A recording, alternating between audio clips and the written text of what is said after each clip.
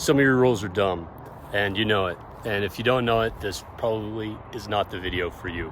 The question is, why are some of your rules dumb? I'm about to tell you. Most of the time, we operate in a world that is basically stable, safe, straightforward, and simple. Most of the stuff that we deal with in our life is based on those four things.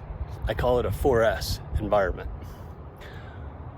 But when you look at the moments that really count, and my background is as a wildland firefighter, so when I look at a firefighter fatality investigator, so I look at these moments that really count.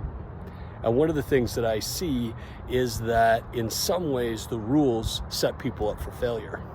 Now, how do they set you up for failure? Why are they dumb rules? Well, they're dumb rules because in the moments that really count, what you find is your environment is dynamic. It's not stable. Your environment is ambiguous. It's not straightforward. Your environment is complex.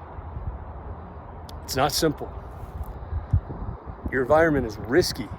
It's not safe. So if you have a set of rules that's based on an environment that's straightforward, simple, safe, and stable, that rule that serves you most of the time will get in your way when you have to make big decisions, when you're in a situation where things are dynamic, ambiguous, risky, and complex. The acronym is DARC, or DARK, right? So that's where your dumb rules come from. That's one huge source of your dumb rules. If you're not sure, then just look at the rules that you think are dumb and ask yourself if this isn't true.